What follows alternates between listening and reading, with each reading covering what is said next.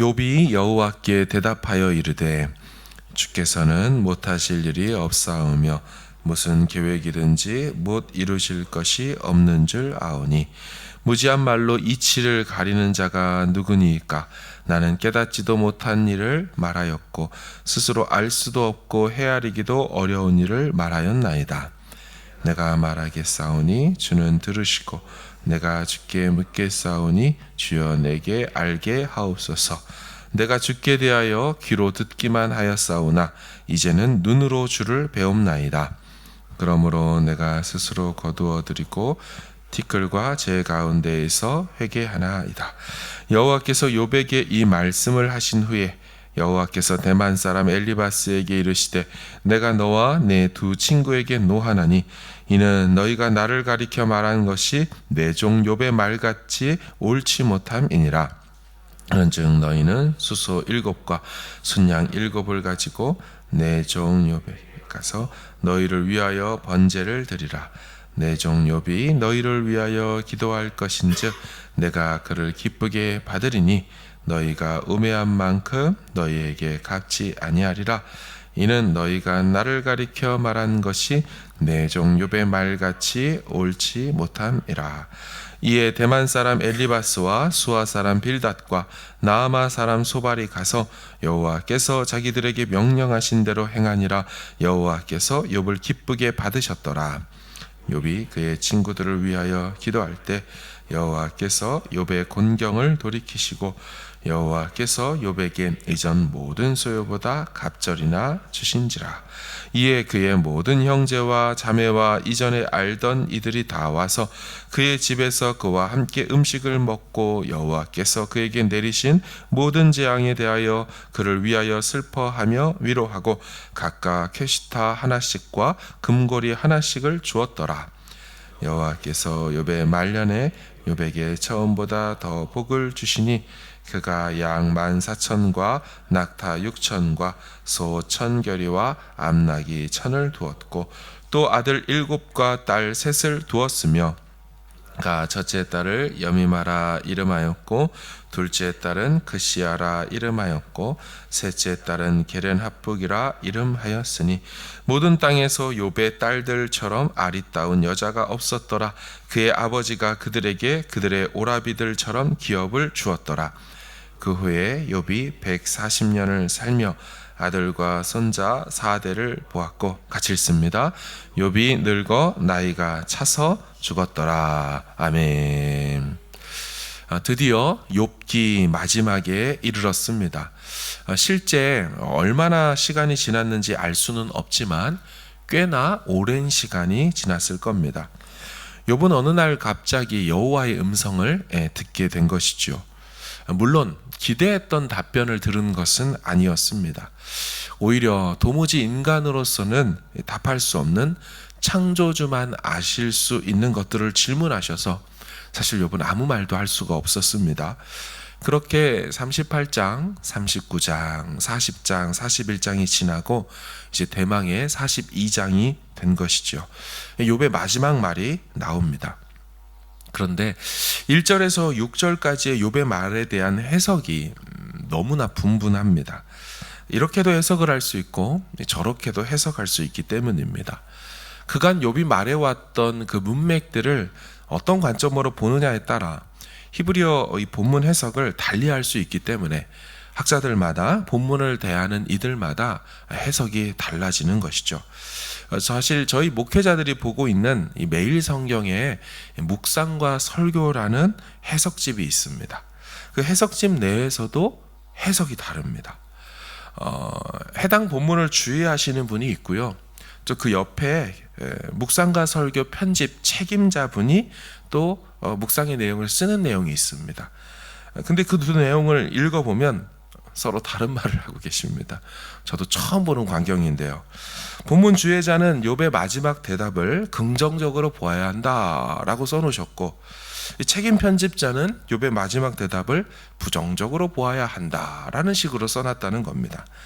같은 페이지 내에서도 서로 다른 해석을 하고 있는 진풍경이 벌어졌습니다. 그러니까 이 정도로 오늘 본문을 보는 관점이 다를 수 있다는 겁니다. 저는 부정적 관점으로 보지 않고 욥의 마지막 대답을 긍정적인 측면으로 보려고 합니다. 참고로 우리 개역 개정은 욥의 대답을 부정적 관점으로 보고 그렇게 해석을 해 두었습니다. 자, 그럼 그렇게 부정적으로 본다는 게 무슨 뜻일까? 욥이 이렇게 말했다고 보는 겁니다. 아, 주님, 제가 새로운 걸 깨달았습니다. 제가 이제서야 깨달았습니다. 인간적인 생각을 제가 버리고 하나님의 안목으로 이 세상을 보도록 하겠습니다. 이 혼돈이 있는 이 세상을 통해서도 하나님은 신비로운 당신의 질서를 만들어 가시는 것을 제가 이제 알게 되었습니다. 제가 제 주장을 이제 내려놓고 철회합니다. 저는 회개합니다. 이제 제가 깨달았습니다. 가지고 계신 성경을 한글로 읽고 해석하다 보면 이와 같은 뉘앙스로 들릴 것입니다. 그러나 여러분, 욥이 지금 이제 와서 내가 모르던 하나님을 깨달았다. 하나님에 대한 새로운 시각을 제가 가졌습니다. 저는 그동안 하나님을 오해해 왔습니다. 이렇게 말하는 대목일까요? 욥이 지금 회개한다는 것이 그간 제가 하나님께 대한 반항을 했던 죄, 하나님께 대한 잘못된 생각을 가졌던 것을 제가 회개합니다. 이렇게 보아야 할까요? 만약 이렇게 욥을 본다면 욥이 하나님에 대해서 무엇을 새롭게 깨달았다고 또한 말하는 걸까요? 사실 욥은 하나님에 대해서 오해한 적이 없습니다. 그는 처음부터 말하길 주신 자도 여호와시고 취하여 가신 자도 여호와시라고 이 모든 일들을 행하시는 그분의 행동에 대하여 인정하여 드렸습니다. 그러니까 욥은 하나님이 무슨 이유가 있어서 이렇게 하시고 다른 사유나 이런 것들이 발생하기 때문에 환경과 상황에 따라 이랬다 저랬다 하는 분이 아니라 그저 당신의 주권대로 행하시는 하나님이라는 것을 처음부터 인정하고 고백해 왔다. 그런 자세를 취해왔다는 거죠. 여러분, 친구들의 욥을 향한 주장이 무엇이었습니까? 네가 죄를 졌으니 하나님이 이렇게 한 거야. 그러니까 상황에 따라 하나님이 달라졌다는 거죠. 네가 잘못하지 않았는데 하나님 왜 이렇게 하겠어?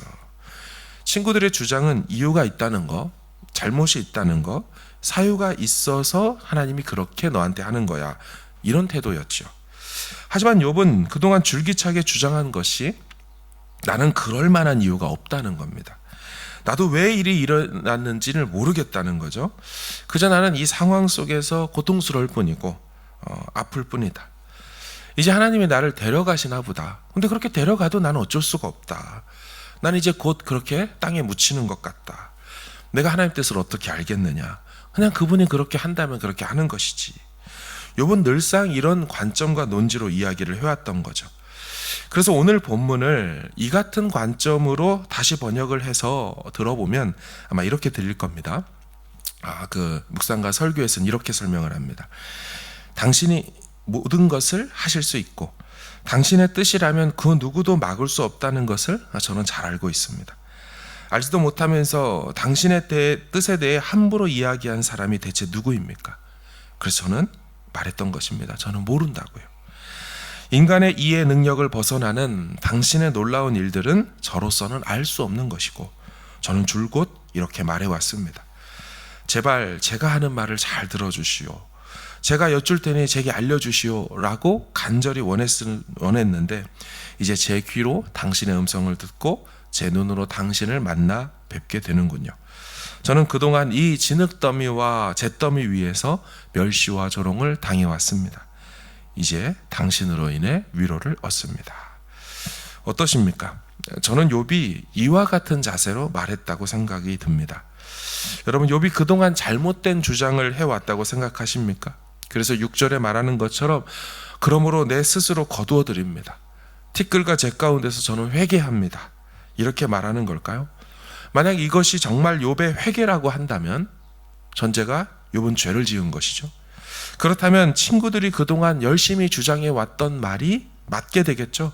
네가 죄가 있어서 그런 거다. 이 말이 맞게 될 겁니다. 지금 욥이 회개하고 있다라고 본다면 말이죠. 근데 친구들의 주장을 여호와께서 맞다고 하셨습니까? 오늘 본문 속에 보면 그렇지 않죠. 7절 하반절을 보면 너희들이 나를 가리켜 말한 것이, 친구들이 나를 가리켜 말한 것이 내 종 욥의 말같이 옳지 못하다. 틀렸다. 두 번이나 반복해서 말합니다. 욥이 맞았고 너희들이 틀린 거다. 따라서 욥의 말은 틀리지 않았습니다. 그러므로 지금 7절에 말하는 욥이 회개했다, 욥이 자기 주장을 거두어들었다, 이것을 정말 이대로 해석한다면, 그렇다면 욥의 그동안의 말들에 문제가 있다고 해야 됩니다. 그러면은 욥의 고난은 그 죄 때문에 일어난 거라고 하는 친구들의 주장이 옳게 돼버리는 것이죠. 따라서 해석을 달리하겠다라는 학자들이 그래서 많은 것입니다. 욥은 마지막에 저는 그동안 이 진흙더미와 잿더미 위에서 멸시와 조롱을 당해왔습니다. 하지만 이제 당신으로 인해 위로를 얻습니다. 이렇게 보아야 한다는 겁니다. 물론 왜 이렇게 해석이 확 달라지는지는 이 히브리어를 설명을 해야 되기 때문에 좀 어려움이 있습니다. 사랑하는 여러분, 여호와는 결국 끝까지 자기 하나님을 바라며 의로움을 지킨 욥을 잊지 않으셨습니다. 오늘 본문을 보면 하나님께서 자기 감정을 드러내시는 장면들이 있습니다. 7절을 보시면요, 여호와께서 욥에게 이 말씀을 하신 후에 여호와께서 대만 사람 엘리바스에게 이르시되 내가 너와 내 두 친구에게 노하나니 이는 너희가 나를 가리켜 말한 것이 내 종 욥의 말 같지 옳지 못함이니라. 지금 하나님이 세 친구들에게 노하셨다라고 하셨습니다. 노하셨다는 표현은 코에 불이 붙었다, 콧김이 끓고 있다, 이런 의미를 갖고 있죠. 여러분, 이 감정을 누가 가지고 있었을까요? 노하시는 감정을 사실 욥이 갖고 있었겠죠.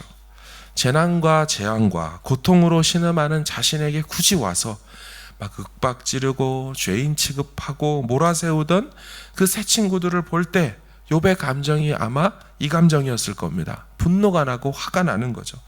나는 아닌데 왜 나한테 그렇게 너희들은 얘기하냐? 너희들이 나를 좀 제대로 아냐? 내 삶과 내 마음과 내 숨은 동기와 의도를 너희는 아냐? 욥의 감정이 지금 나타나는 하나님의 감정, 이 화가 나셨다, 노하셨다와 같은 것 같습니다. 여러분, 저는 이 부분에서 위로를 얻습니다. 하나님이 의인의 고난을 보면서 함께 그 감정을 느끼셨다는 것, 하나님도 보시면서 화가 나셨다는 거죠. 그 욥에게 해야 되는 소리를 욥만 들은 것이 아니라 욥의 하나님도 같이 들으셨고 욥이 느끼던 그때의 감정을 하나님도 이제야 말씀해 주셨죠. 그래서 같았구나를 알게 되는 장면입니다. 하나님은 우리 감정을 알고 계십니다. 히브리서 4장에 보면 그는 우리 연약함을 동정하지 못하실 리가 아니요 라고 했죠. 그분은 우리의 마음을 함께 감정을 통하여 느끼시는 분이라고 말씀합니다. 이것만이 아닙니다. 새 친구들의 말들에 대한 하나님의 판단이 나오는데요, 8절 후반절에 보면 너희가 우매한 만큼 너에게 갚지 않을 거다. 물론 내용은 욥의 기도를 통하여 새 친구들의 죄를 용서해 준다는 것입니다. 하지만 그 표현을 보면 하나님이 뭐라 하셨느냐면 너희가 우매한 만큼이라고 했습니다. 하나님은 새 친구들의 말과 행동이 우매했다라고 했습니다. 같은 단어인 우매하다, 다른 번역에서는 망령되다, 어리석다, 수치스럽다라고 번역되곤 합니다. 새 친구들은 온갖 아는 체를 했지만 그들은 어리석었고 하나님 앞에서 망령되었고 결국 부끄러움을 당해야만 했습니다. 하지만 욥은 수치를 벗었고 억울함을 벗었고 결국 그가 지혜 있는 자라는 것이 증명되었죠. 하나님께서는 이전 소유의 갑절을 주시면서 욥의 손을 들어주셨습니다. 특별히 10절에 이런 표현이 있습니다. 그를 모든 곤경에서 돌이키셨다. 곤경에서 돌이키셨다. 이 곤경이라는 히브리 단어는 포로됨, 사로잡힘이란 뜻을 갖고 있습니다. 그러니까 곤경, 묶여있던 것에서 그를 해방시켜 주었다라는 거죠. 내 욥은 건강에 묶여 있었습니다.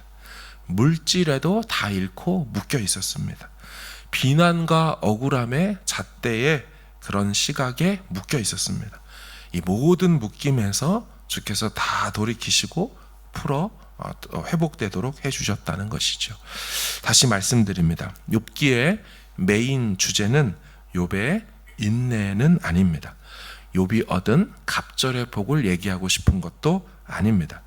욥기가 가장 많이 말하고 있고 가장 많이 논하고 있는 주제는 하나님 여호와의 절대 주권에 대한 인정, 그리고 그 여부입니다. 하나님 여호와는 얼마든지 자기 뜻대로 모든 걸 할 수 있다. 인간이 이렇다 저렇다 말할 처지도 상황도 근거도 없다. 하나님 여호와가 모든 것의 주가 되신다. 이게 가장 많은 주제입니다. 두 번째 주제가 있다면 인간은 그런 하나님을 인정해야 한다는 거죠.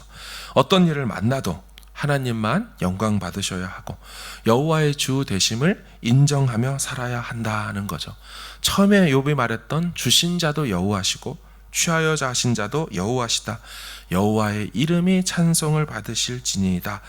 여러분, 이것이 바로 인간의 태도이고 본분이라는 메시지인 것입니다.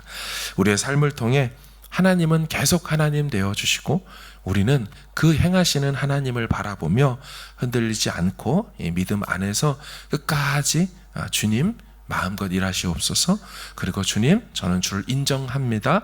주는 높이시기도 하고 낮추시기도 합니다. 주시기도 하고 취하여 가십니다. 어떤 상황이 이루어져도 주는 나의 하나님 주 되십니다. 이렇게 고백할 수 있는 저와 여러분 되기를 주님의 이름으로 축원합니다. 아멘.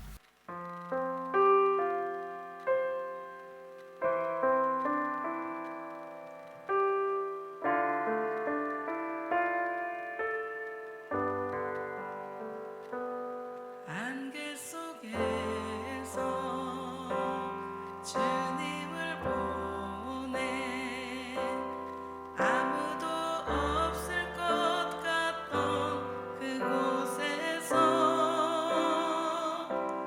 손 내미셔서 나를 붙드네 길 잃고 쓰러져 가던 그곳에서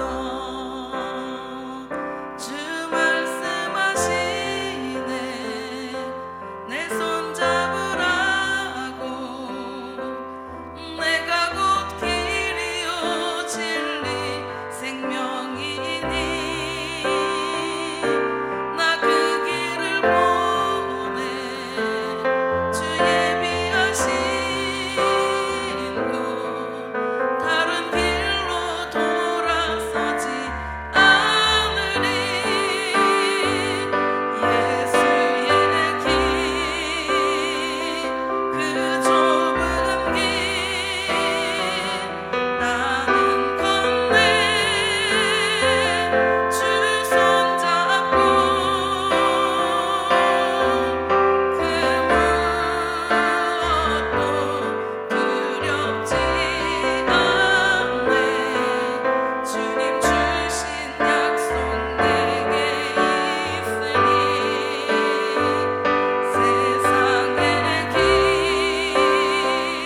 그 험한 길 승리하네 성령으로 그 무엇도 바라지 않네 저 하늘에 내 소망 있으니 예수의 길 그 좁은 길 나는